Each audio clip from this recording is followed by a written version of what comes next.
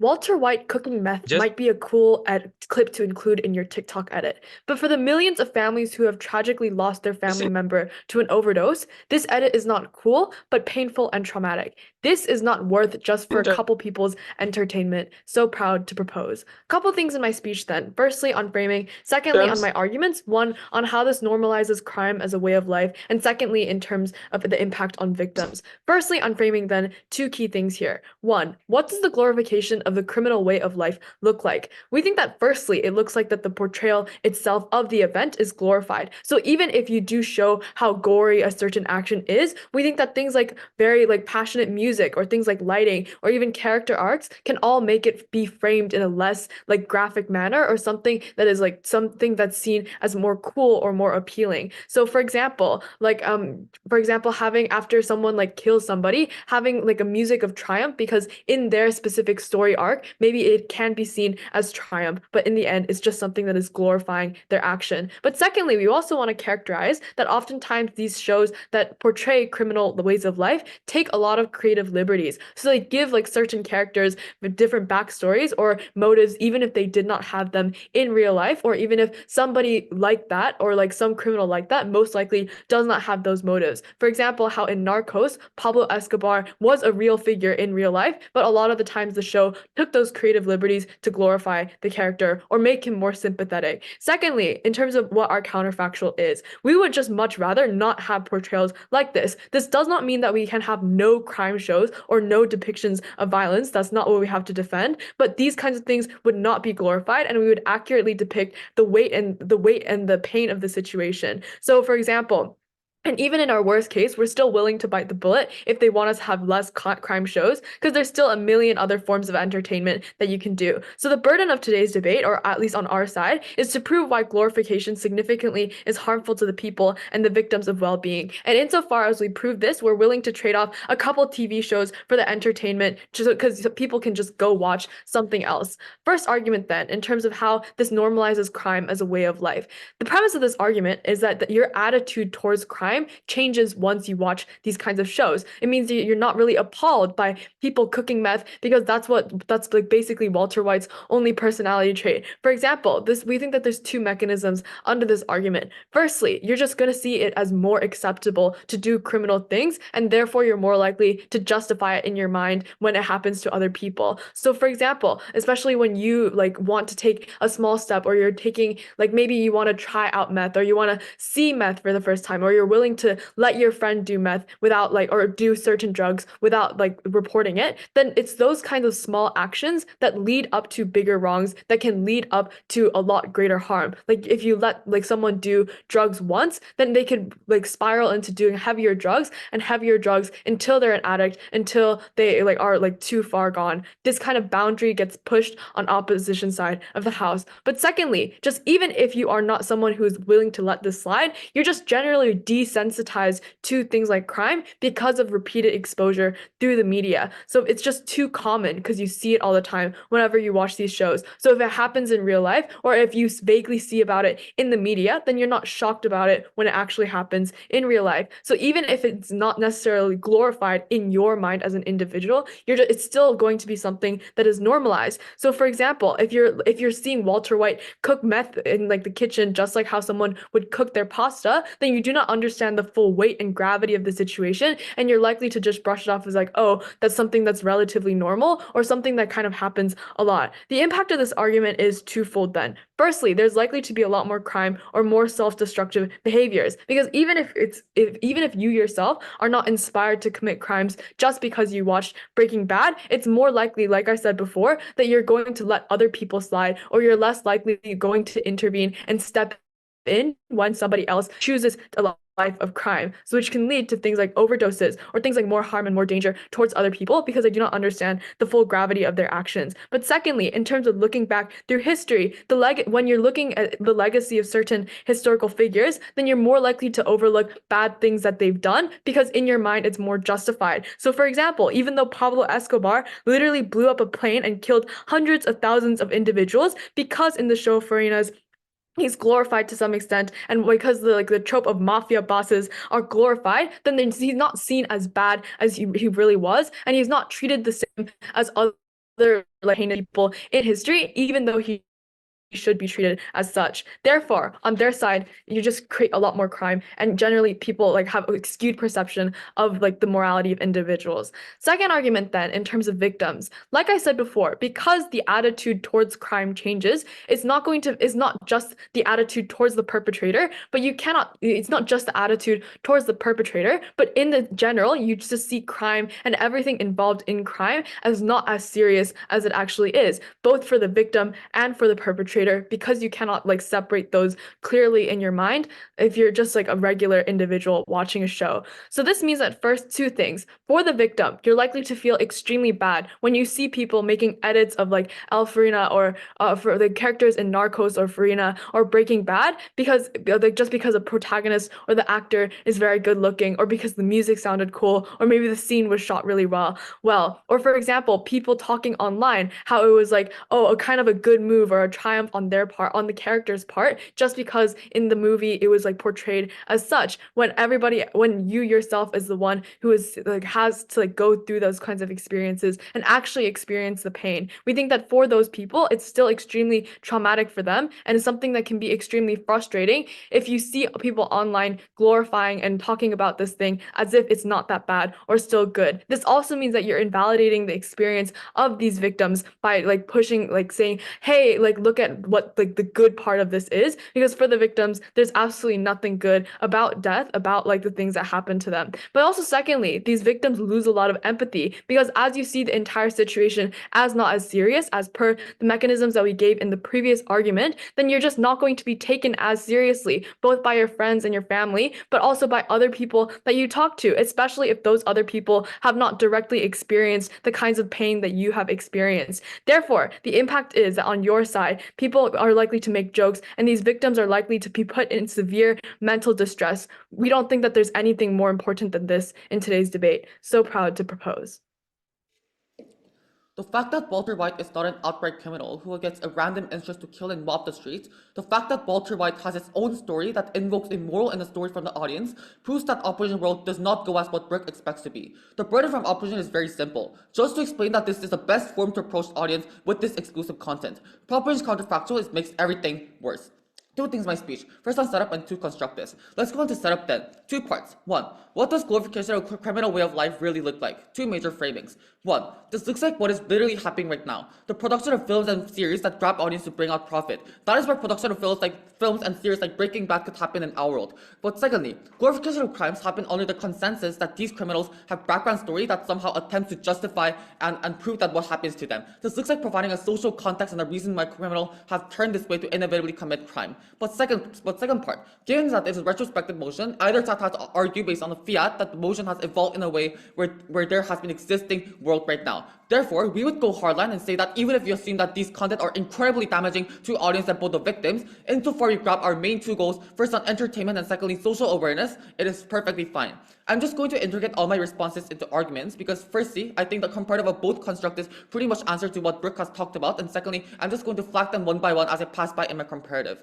Now let's go on to first argument then. Why is the glorification of these series and status quo the most appropriate and effective form of addressing the audience needs currently? The premise of this argument is that the media and film industry would have a continuous demand for this type of series in either world. Why is this premise true? Two structural reasons. One, we would posit that there's a pipeline of need and streamline of need for unique experiences and exotic experiences within individuals. Note that the media is one of the only and the best forms to experience an exotic experience like person would ever have. It is the most predominant source of entertainment within the status quo, hence would reach out and impact a wider variety of people. Then, why are these exotic experiences and perspectives of different people so much important in this space? In a simple manner, there's a new stimulus that audience can experience. Individuals being exposed to new and different ideologies with a source of media provides them entertainment. This itself stands as a benefit. You provide more grounds for individuals to explore what they want to consume. That is why crime news or any kind of media with extreme content gets highlighted and gets viral in status quo. Note that secondly, current filmmakers and the series are the most appropriate forms of production of the content when it comes to depicting the crime content to the audience. There are two major incentives for them, making them the best actors to produce these kinds of content. Firstly, the incentive to gather as many as audience as possible to gather more stimulus in the content itself, and secondly, the incentive to be held accountable for the content that they produce. These clash of incentives forces the middle ground between the making too violent of proposition depicts and also grabbing the entertainment for their audience. Now we expand the benefit by this analysis. Not only we prove that we provide an exclusive ground to address their interests, but we also prove that these grounds are served in the safest and most accountable way to ensure that they can earn profit in their perspective. Now let's go on to comparative of this argument then. The fact that we provide an exclusive way for these people to consume crime content or any other content that address the stimulus-seeking incentives, we have an exclusive benefit of providing them a way to fulfill their interests. Given that society and status quo has continuous streamline of needs for these content, and given that movies can actually profit right now, means that the society has a need for this type of content. This is the best form of media where these unique needs of audience can be addressed solely in opposition's world. What is worse, in proposition world, where individuals with the same incentives would not have any grounds to release their interest in their world. What is likely to happen rather is when they're falling into worse parts of media where they consume products that are not accountable enough nor safe for them. This looks like media contents like social media, Instagram, etc., portraying real crime scenes produced by individuals going viral, uncertified and unaccountable, where individuals do not have predictive results on that at the first place. This is worse to victim in society that prime ministers had argued about. Therefore, the forced comparative on opposition and both propositions is that you cannot have any appropriate content in your world. Because in order for propositions to refute this, you must either, one, say that these audience do not have a need for this content at the first place, or secondly, there are better alternatives that they can address the needs for the argument. Note that, in the conclusion, this argument can single-handedly win over the entire proposition case, as 6 explains what the real comparative of this debate is, what the nature of the comparative that this debate requires. Individuals continuously have the need to consume this content, and that is the exact world where they have to defend with a proper alternative from Prime Minister. Now, second argument then. Why is this extension to the social awareness and empowerment narrative? I'm going to explain this two premises. One, the premise of the argument is that glorification of criminals in media often draws attention to the prominent content and prominent current and historical social issues, which is very, very important in right now. Why is this true? Two reasons. Firstly, we think that the media has a responsibility to shed light on these prominent issues as the strongest means to address the harms and root causes of these societal issues. While glorifying crimes, media are often burdened to set a backstory of an individual who are so-called criminals. These industries, such are happening in the public's demand, are towards sympathetical but realistically characters that often are deemed to be bad. Furthermore, the corporation needs to give these criminals a backstory to their actions, as that is the easiest way to evoke sympathy upon the audience, more entertainment, and draw them into watching the show. Only the audience empathize with the characters that they constantly watch the show so that companies get revenues. Hence, to make us sympathetical characters, corporations are likely to give a background story to characters. Even if this is not such cases, the companies would like to create a sophisticated background with a cultural, individual, and historical context to make the story more vivid and actually try to justify their action. But what does this lead to then? So what? It impacts a wider range of public who would not have ever had an interaction with characters coming from such show. Watching and emphasizing furthermore such context of a character. Firstly, this enhances an individual's understanding to the context and personality of one's at a similar state. This addresses the personal stereotypes, and often the biggest problem with stereotypes against the post-criminal or any other people from vulnerable people or that they lack interactions and connections to mainstream society. Note that we are not saying all those groups on special circumstances are the same and is worth sympathy. Yet, people at least would note that some people, even with backgrounds, are worth to understand. This leads to decreasing personal stereotypes in our world. Secondly, it's a social impact of such. Breaking Bad was a prominent issue dealing with drug trafficking and people who are directly impacted by such, with both large sum of historical and social context. We say that a rising of such media with prominent issues of society would increase the social awareness regarding the same subject. More discussion within society would arise, and we say that this type of specific discourse is good. This is important because these media companies have the outcompeting incentive to portray the crime accurately as possible. In order for this impact of social awareness to even happen, they're forced to be held accountable and transparent regarding their process and what they produce. Far better than proposition alternative, where at best you just don't have these sources of awareness, but at worst you fall into the loop of worse forms of content with same interests. So proud to oppose as opposition. 4 million Colombians were internally displaced by the drug conflict in 1964. 200,000 people were killed, 80% of which were civilians like us. Colombia, as a result, is now the 7th most unequal country in the world, such inequality being caused largely by cartels, guerrillas, and corrupt government officials that are blinded by the greed for increased territorial influence. While it may have been the conflict and corruption that euthanized bodies, it was Narcos and Netflix that silently cremated the souls. I'm going to talk about two things in this speech. One on entertainment and second on social implications, and a last weighing on as to why entertainment is less important in this round. Firstly, on entertainment, their argument seems to be that entertainment is the most important factor in this round and people's needs will not change. The first thing I want to point out is just a clarification, which is that there are other alternatives that exist. Why is crime shows, specifically like Narcos, Breaking Bad, mentioned in the info side, or such as Fariña, the only types of entertainment that individuals can consume? Not only are they the only types of criminal shows or crime shows that exist, they are also just on a broader spectrum other shows like romance or comedy that exist for individuals. And I think largely individuals' needs for entertainment change and can be flexible, so necessarily this creates only a marginal harm. But secondly, we are willing to bite the bullet. Even if there's less entertainment, we've proven to you why on weighing that is okay for two reasons. First, weighing metric on magnitude, that the magnitude of happiness that an individual gets from accessing entertainment compared to the magnitude of pain from victims having to see their dignity being ripped when they see Netflix and Narcos being profiting off the suffering of millions of people within their country, but also family, is uncomparable. But secondly, on a scale of vulnerability, that victims are in a position that are far more vulnerable than someone that doesn't have access to this potential entertainment. That even from a vulnerability standpoint, that comparison was incomparable.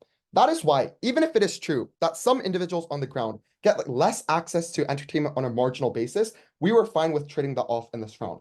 But finally, it is untrue to me why our comparative is filled with imprecise portrayal of crime. I think rather the opposite is true. That without glorification, it is untrue that we're not going to talk about the Colombian drug crisis at all. It is untrue that we're going to talk about the economic reasons that lead to individuals having a life filled with crime and selling drugs. The opposite is true. Rather, it is true that we have things like documentaries or forms of media and movies that are far more focused on historical accuracy than making it as exaggerated and glorified as possible. That is why at the end of theme one, we are willing to trade off entertainment. That is what we're willing to risk in this round. But on weighing, we've proven to you for various facets for both victims and for social implications, we thought this was far better. Before I chat about the second theme on social implications, given that we have not had the opportunity to engage with opposition's first speaker, given their lack of response to our POIs, I'm willing to take a point if there are any. Why do you think such ideas as Black comedies or any other realistic ideas are trending if people are so drawn to documentaries compared to such entertaining and informing ideologies?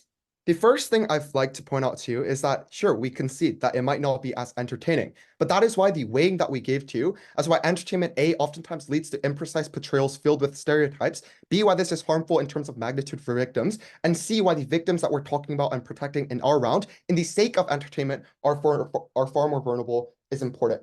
Debates are comparative. You can't just win on your own arguments. Second, on social implications then. Their argument seems to be that there's going to be more discourse and social awareness. My question is this: why can't we have discourse and social awareness as well? And the flip, on the contrary, is actually more likely to be true. That their discourse is never good, because their discourse is riddled with individuals that are glorifying crime, that their discourse is riddled with individuals that have forgotten the pain that has happened to the millions of victims, because their discourse is filled with people that are looking up to Walter White, that are looking up to individuals that represent Pablo Escobar, because these individuals are not just portrayed on their side, but based on the emotion, they are glorified. The type of discourse that they have is not necessarily progressive for society. By contrast, even if less individuals are engaging in the discourse on our side of the house on a strictly quantitative level, because less people are watching these content in the first place, we are fine with that, because on a qualitative level, at least that discourse is highly contingent on proper shows like documentaries or more factually based media content that has been produced. That was the difference between the two sides, and I think that is important because that defines the margin between the two cases. Okay, then, what was our argument, which by opposition's first speakers like language, they say they're going to respond to in their argument, they actually never respond to. Our first argument was very simple on social implications, that this on a very fundamental level normalizes crime, that the glorification of the criminal way of life normalizes crime as a way of living life and as an ideal way of living. We've pointed to examples in the info slide, such as Breaking Bad, where creating and selling drugs as a way of living life is glorified. In Narcos, where things like narcos trafficking, doing things like cocaine and drug usage is a glorified way of living life. And their response to all of this is actually quite interesting, which is to say that, yeah, on their side of the house, they will have criminals that have background context. We think this is precisely the problem, because what happens when you attach individuals' problems and background context to the actions that are deemed as crimes and then glorify that is that creates a justification. That creates a sort of moral empathy as to why, if you're as poor as Walter White, or if you're in circumstances that characters in Narcos are, you are okay to live a life of creating drugs. You're okay to live a life filled with trafficking, and crime. We thought that was horrible. That creating sympathy and empathy for the people that ought to be blamed for creating immense amount of pain and unjust in our society should be condemned.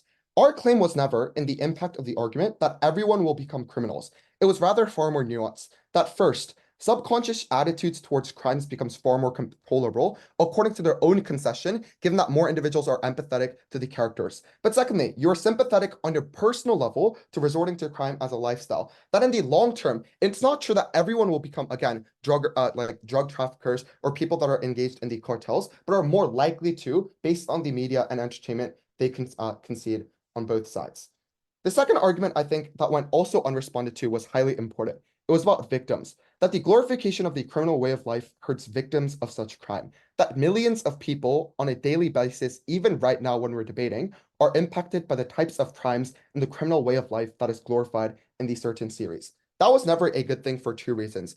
A, because of the fact that individuals were able to glorify crime, which meant that they supported the way of living of, or like were entertained by the way of living portrayed, which actually had millions of destructive results for victims. But also, secondly, they're more likely to be forgotten victims because most of the discourse is about the crime and the criminals, the background of the criminals, not necessarily the background stories of millions of victims that are now cremated. On all those grounds, we're more than happy to stand with Team Proposition. So in the world of Alex, he's going to follow Walter White's comparative method of making drugs and doing drugs and selling drugs after watching Breaking Bad, right? However, firstly, does this simply sound realistic, Judge? We say no. People copying those and imitating those crimes itself is such an extreme and a radical case for us to discuss within today's debate. And furthermore, that we believe that we are the only one who can actually achieve real discourse within today's society because of two things. Firstly, they can never prove why their quantity of discourse is increasing. And secondly, they cannot prove why their quality is better because they have unanswered to our counter alternative and why it's likely. To emphasize such, let me firstly move on to my rebuttals, then move on to my constructive. Moving on to rebuttals, I have a few points. Firstly, I want to call out a contradiction coming from their case. Let's look at Alex's attempt to mitigate our force to comparative. They say that there would be no imprecise portrayal, and at worst, there's no portrayal at all. But the DPM seems to be arguing about this discourse also happening in their world, Judge. I believe that for this discourse to happen as actively or as predominantly or as effectively as they're characterizing, would say that proper and specific portrayal, it is necessary, Judge. You believe that they're making an inconsistency in logic here. We want them to choose from their wishy-washy case existing. And second, what is the exclusivity of media is what they ask.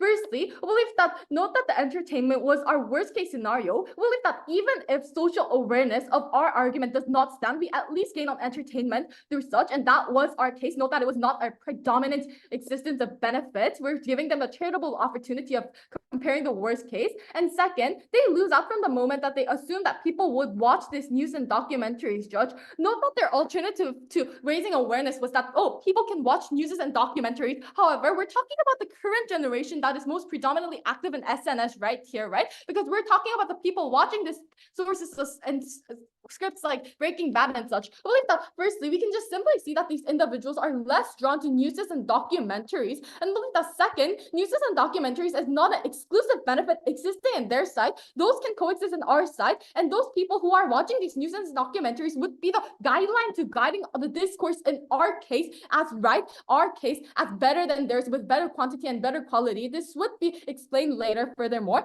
And they also talked about, they never talked about why they're responded to our first case of why their scenario is actually making the situation worse, because as they are not using these corporational forces for entertaining individuals or for raising awareness to these criminal issues by glorifying, they're opening up these chances for people to portray it in the worst manners as SNS, as the demand for such still exists within their case too, right, Judge? I believe that the alternative of theirs is not the heroic portrayal, not the accurate information. It is just far worse sensationalism of SNS and far just such individualistic aspects of interpretation existing and floating around in SNS, harming the victim and making their impact worse than for them too.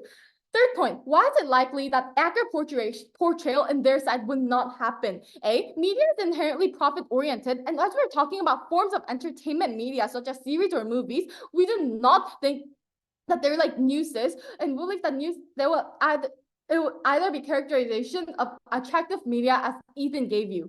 Then we do not see why this accurate portrayal would happen, as it cannot gather any audiences. This is especially true as the target audience for these series is younger generation, younger generation who are more attracted to glorified version of criminals and exotic experience that such can offer judge. And what is likely then? Two scenarios. Firstly, the worst case, the case of scenario that is most likely is that what Ethan told you, because people still deem for such media to exist. However, it is just open to SNS platforms and individualistic ideologies. This is right because SNS is the most predominantly used sources within our status quo, and where Gen Z talk about those ideologies without a typical corporational guideline, it will simply get worse talking about the victims in those SNS ideologies. And even if we assume their best case, it's about this corporation like heroic stories judge. This is a typical happily ever after stories that good ones win everything and bad ones lose everything. However, I believe that this itself is initially flawed because from the get-go, we believe that this cannot gather as much as audience or raise as much as social awareness as those glorified version of criminals that we're talking about in our case, right? Then fourthly, normalization of crimes and victims is a claim that they claim for. However, we believe that this direct impacts to victims are very minimal, as the simple method of opting out from watching such shows exists. And as I talked about how I believe that because of such, individualistic harms are not much greater. And furthermore, as I talked about and never answered to our alternative that is way more feasible in their side than the accurate information existing, I believe that we are the ones who can actually protect the victims. And even the worst case, the victim is a wash, as they also cannot protect them. Before I move on to my rest of the points, yes, POI, 3, 2.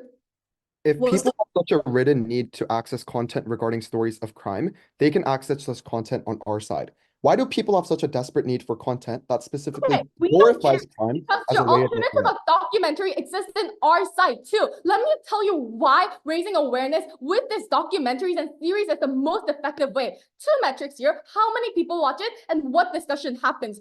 Firstly, note that they cannot gather as much as audience than us, because from the get-go it is clarified that documentaries have significantly less people watching these sources, especially the Generation Z, who are the most active within the SNS and who are the most active at raising awareness through talking about it. Then second, who can make better discourse? They said they can make better discourse with smaller amount of people, hence it is better. However, Judge, for a social change to happen, for you to solve a problem of 4 million people getting deported in Colombia, more people have to know it. And people cannot solve such problems if they're not billionaires who are philanthropists. I believe that normal average people of 30 people cannot solve such problems. So I believe that it is necessary that more people watch it, and that's why they lose out from the get-go. But furthermore, we believe that healthy discussion in our side is also feasible, because if they assume that some people are actually talking about the right things and not going out of trail, we believe that we can also say that those individuals exist within our side too. Those individuals watching documentaries, those individuals with 100% knowledge also exist within our side too, so that they can guide this information, they can guide this discourse about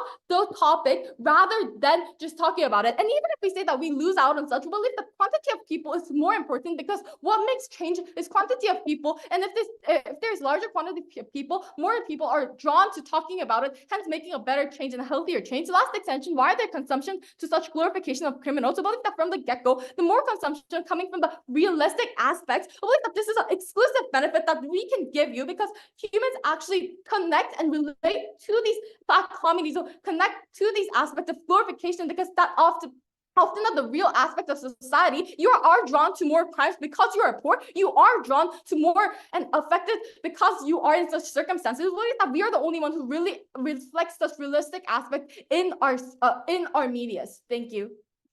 Series like Narcos and Breaking Bad only appeal to very specific target demographics. Breaking Bad appeals to those who are tired of their 9-to-5 mundane day-to-day life, but it devastates those who have lost their families to methamphetamine addiction. Narcos appeals to the American audience who love sensationalized tellings of organized crime, but it devastated the millions and hundreds of thousands of people and their families who are victims of its targeted killings in Colombia and Latin America and crime-ridden regions of America. It is only the filmmakers and crime lords' legacies that are the beneficiaries of glorification, and that came at the expense of the dignities of individuals who are real victims to these people, or people who are victims to the criminal way of life that opposition idealizes. We would never support this, proud to propose. All of opposition's claims are very unstrategic because the one singular burden that they had to defend was the glorification of the criminal way of life. Notice their language. All of their impacts, in fact, their two metrics on awareness and on the dissemination of information, relies on the premise that this information is accurate and has good social impact, not the portrayal of the criminal way of life in which it is glorified. Note that this was our case. Their case was glorification. So they necessarily had to defend a large majority of Escobar's most heinous crimes, being like decapitating his opposition, being omitted from Narcos, and they had to defend a wide majority of the negative impacts of meth production in New Mexico being omitted. First, clash down on social awareness. Don't let opposition conflate the truth with glorification. Misinformation is not more information, it reduces access to good quality information. If opposition was Walter White's defense attorney, they'd be very successful because the social context or the fragile white man's ego of Walter White doesn't really provide any value or stand against the fact that he literally dismembered multiple people in a bathtub and let a girl die of an overdose. The social context here, I think there's a logical gap in opposition's logic. More attention on methamphetamine or historical events like prohibition in the 1920s don't have much social relevance at all or added value to social discourse. Even in the best case scenario, we can co-opt this too in the portrayal of these events. Given that these events are relevant in the current context right now, it's likely that discourse happens in more traditional forms of news like documentaries and just simple portrayal anyways. But on the second point, on unaccountable content, this comparative was criminally vague. They gave us maybe one example, which was on individuals recording and producing their own content, and we're completely fine with this for 4 reasons. Number one, because individuals don't have nearly enough resources to be able to produce film that is glorified. They can't add audio effects, video effects, or music tracks to make it look like the drug lord himself is very glorified in that regard. But secondly, there's much less access to this unaccountable content in the first place because these individuals probably won't get much traction if this is so heinous as opposition characterized. But thirdly, this is the most authentic portrayal because they use the example of video recording footage of visceral crimes happening because it garners empathy for victims. By their own metric, videos of George Floyd's death is apparently bad for society, and body cam footage of police brutality is bad, but we told you that this wasn't true. It garnered much more social impact and garnered much more individuals and motivated them to be empowered as to fight against police brutality and all these social issues in our world. But the premise to this claim in the first place was untrue. We told you that the incentives of filmmakers are very simple and they're not accountable at all in their counterfactual. Seeing that Narcos and Breaking Bad do not have nearly enough backlash for that claim to be true, this is true. Glorification necessarily entails the development of these central characters as likable, if not admirable and respectable, and that comes at the villainization of characters that are out to get them. This looks like Hank, a DEA officer in Breaking Bad, being villainized despite him objectively doing the right thing by trying to catch someone who's producing methamphetamine, or the FBI being hated on for attempting to capture Escobar for killing hundreds of thousands of people by blowing up planes and sending out hits. We told you that addressing audience needs is likely not going to be an issue of contention in their world because this demand in the first place is artificially inflated by appealing narratives through which these stories are told, meaning that they create the issue, but they don't necessarily solve the issue, but they told us that we ought to solve the issue, which they don't evidently do. The weighing is very simple. We're willing to debate within opposition's metrics on awareness and on the quality of discourse that happens as a result of this information. The first point on this weighing is that we're willing to trade off traction for truth because truth is what had the most impact within society, and awareness does not have an impact within a vacuum. They cannot claim that awareness is valuable in stopping 4 million people from being deported. These are events of the past, and what matters is how we deal with the victims of these impacts. We told you that the truth ought to align with the interests of the most vulnerable, and that meant protecting the most vulnerable by not glorifying their attackers. The quality of discourse that happened in opposition's world is so poor that we're willing to trade off awareness in the worst case scenario because this awareness has no value in their world other than people justifying and becoming fans of Escobar, which negates their social impacts on creating social change. We told you that we got more social change in our world, but on the topic of awareness, there are large unengaging with our point.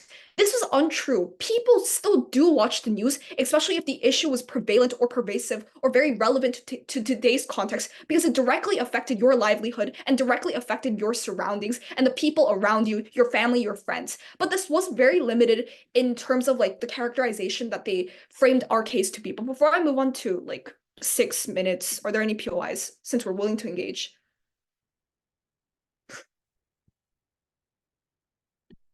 Apparently not. Okay, on awareness, we told you that their characterization was very limited. We can have series in the perspective of a DEA officer trying to hunt down Escobar, or at least the bare minimum in our world was that we could have TV series, but we wouldn't justify or glorify the actions of criminals, and instead maybe glorify the actions of those out to get these criminals. But the second clash was on victims.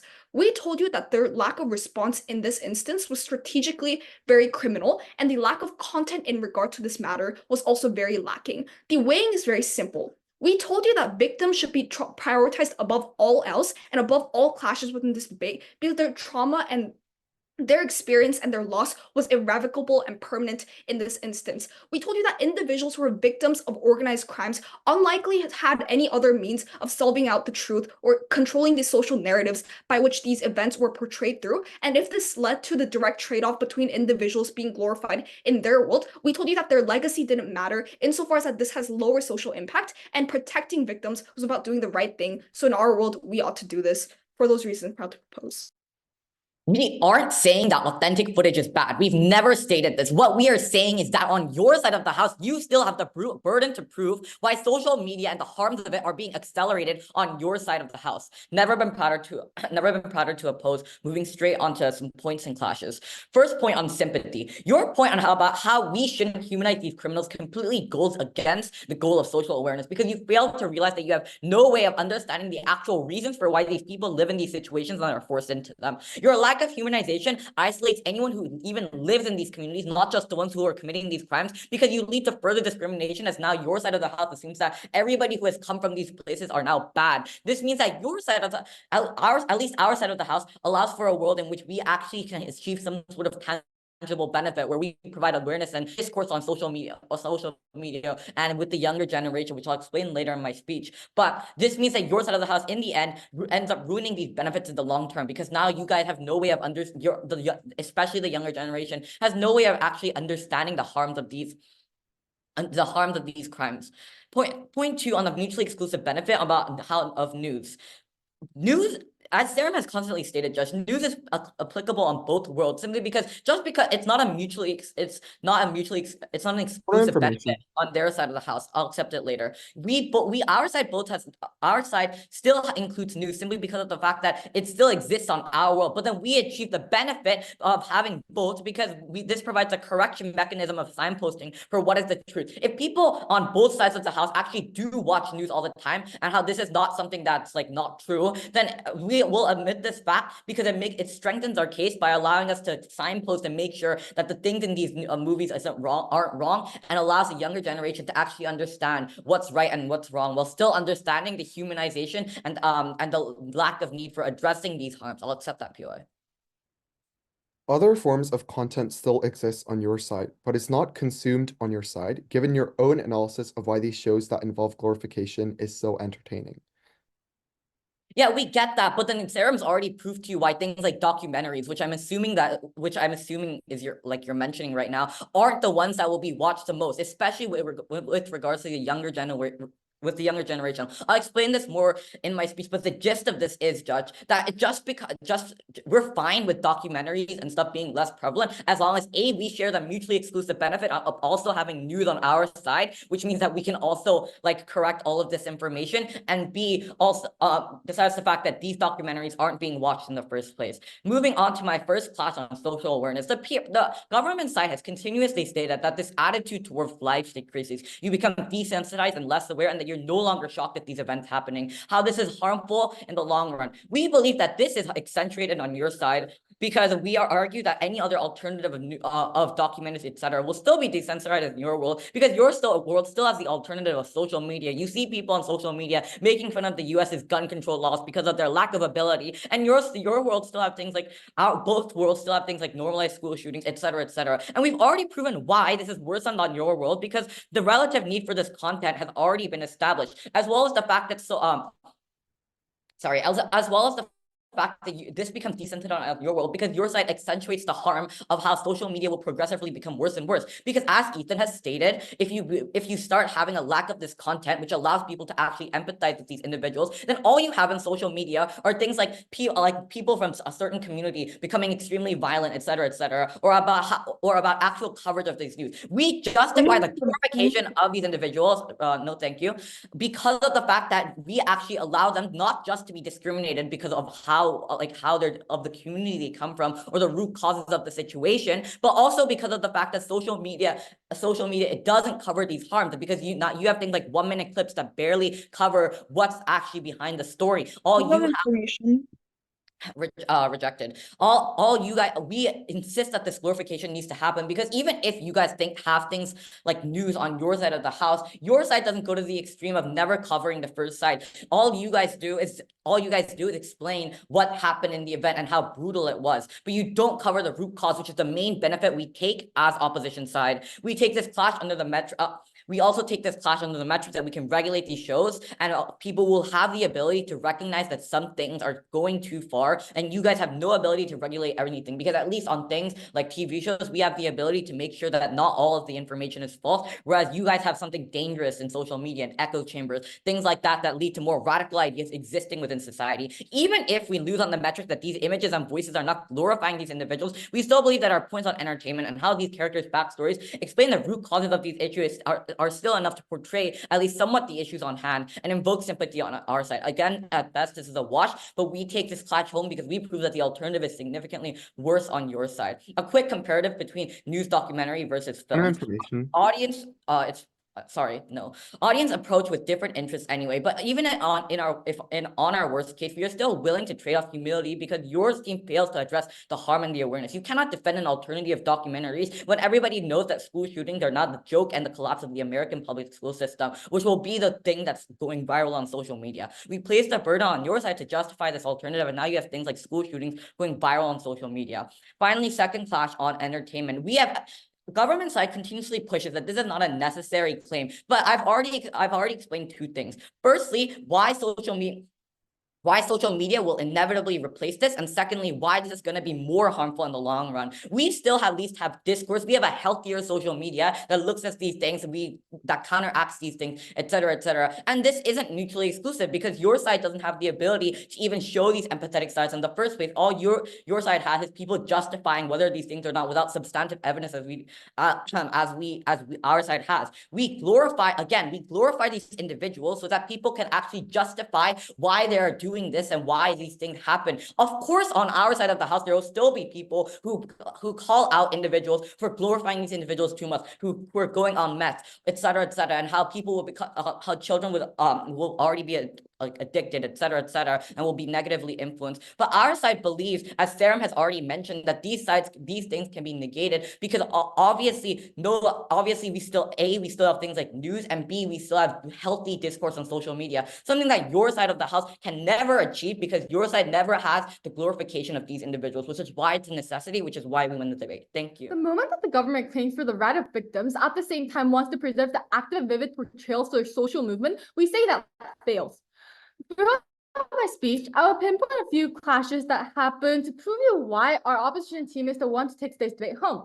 First thing, victims. Unfortunately, the biggest claim coming from the government side is about how they can protect the victims. However, firstly, we believe that impact to victim itself is minimized from the get-go, because there is a simple way of opting out from watching the shows and opting out from committing to watch and committing to think about those shows for these victims. And secondly, even if we say that it does impact the victims, we believe that impact is symmetrical at best for their side, as they also said they will have a vivid portrayal of what has happened, vivid portrayal of what has been done to these individuals, and believe that this will also actively harm the victim, right? So at the end of the day, we believe that at best case, it is symmetrical. And lastly, we prove why there would be worse version of glorification happening in SNS media in their case due to three reasons. Firstly, demand to such media still exists in both cases. And second, SNS naturally being most attractive and most sensationalized without censoring. We believe that because of those three reasons of natures, and we believe that the most likely case in their side is that more people would glorify and more people would sensationalize us regardless of what. Hence, being that they are the ones who are actually harming the victim more because they also cannot even achieve the social awareness and the social benefit existing. Moving on to the most predominant issue here, which side can grant you most important social change, right? I believe that social change was the biggest factor driving this debate, and whoever takes this home should take this debate home, right? And a few points here. Firstly, from the get-go, we have an exclusive benefit of society of having sympathy and understanding to the unfortunate. The opponent claims here that we should not have sympathy to the poor ones who stole a bread because they were poor. You should not have sympathy to the people who have a background to their crime because crime is a crime, Judge. However, note that it's simply a statement of fact that the environment impacts people's choices, and often it forces individuals to make wrongful choices and unlawful choices. Only that this is a fact that exists in society, that regardless of what they claim. And because of that, we say that sympathy towards the individual is important because of many aspects, but reintegration, but social peace, and societal well-being for overall. We believe that this is all the benefits that we have claimed from the first speaker, but simply got neglected from the opponent. Judge, please note this exclusive benefit we take even if we lose on others. And second, this is a long term, since we have ability to spark discourse. Government has only short-term benefit that leads to attacks of those communities. And second, aspects of which side can make social change in regards to the issue talking about in this medias, right? There are two aspects, quantity and quality of this discourse. So opponent try to prove us so hard that they have a better quality of discourse because there are people watching the newses, right? However, firstly, Judge, we have to note that the people who are approaching the newses and documentaries and people who are approaching those medias like Breaking Bad has totally different intention at the first place.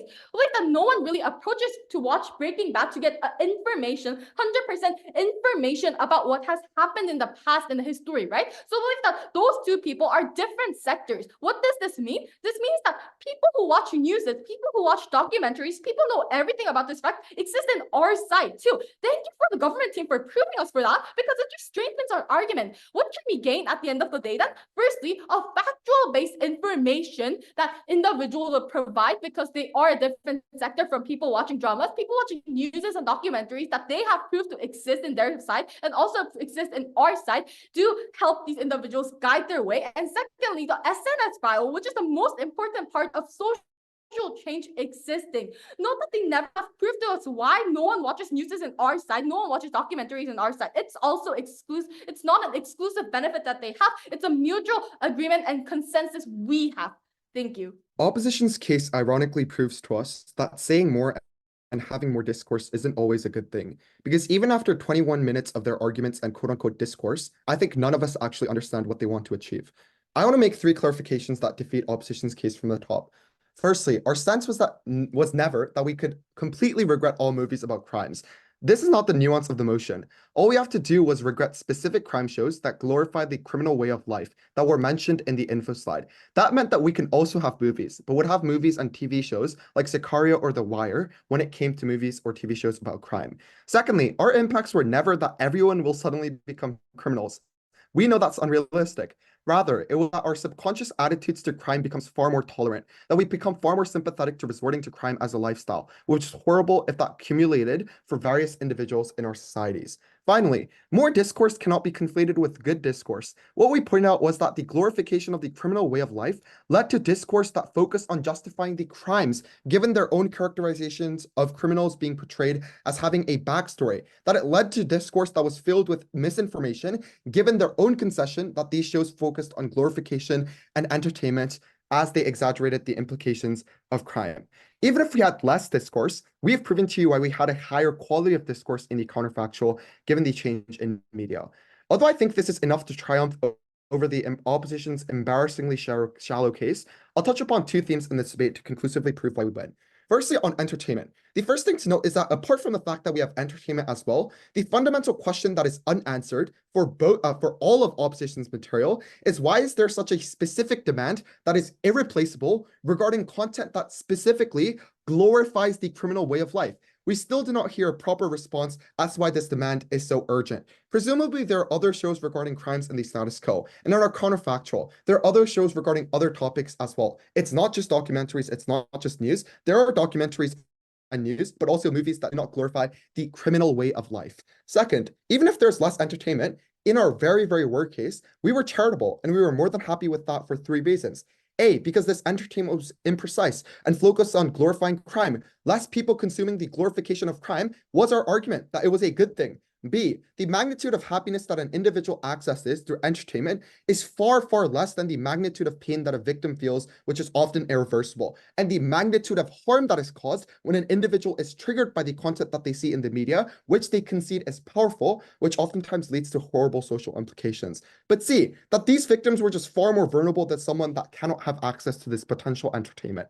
I think that's why at the end of the entertainment theme, even if in our worst case, where suddenly people do not have entertainment in our sub house, we were fine with trading this off. By contrast, note how opposition says a lot of things, but gives you zero weighing or comparative analysis on why entertainment was so important. Secondly, on social implications, I'm just confused why awareness is exclusive to their side. We will also have movies about crime. We will also have documentaries about Colombia and America's war against drugs. Why is the glorification of crime required for awareness? I'm also confused why an alternative is suddenly filled with sensationalization in social media. There needed to be far more logical analysis why. This is just a slippery slope argument. But once again, this is the problem with team opposition's case. The awareness they have is not good because it glorifies and justifies crime according to their own language. Sure, it is true that they also have documentaries, and sure, it is true that they also have movies or news that are necessarily not glorifying based. But if their own impacts are true, and people are so entertained by this, that is a reason as to why more people will be consuming this glorified content on their side. And that misinformation, that glorification is what weathers the positive impacts of the media that we have on our side of the house. And what is so funny is to all of this content, opposition response to the victim claim is just to say that victim can choose not to watch this content. First, I think this is just very morally abhorrent. Second, this is often impossible. But finally, their own concession that victims will not be part of the discourse, given that they will tune out. And this is precisely why the quality of discourse on their side will be exclusive and ungrounded. For all of these reasons, I think that is the clearest proposition win.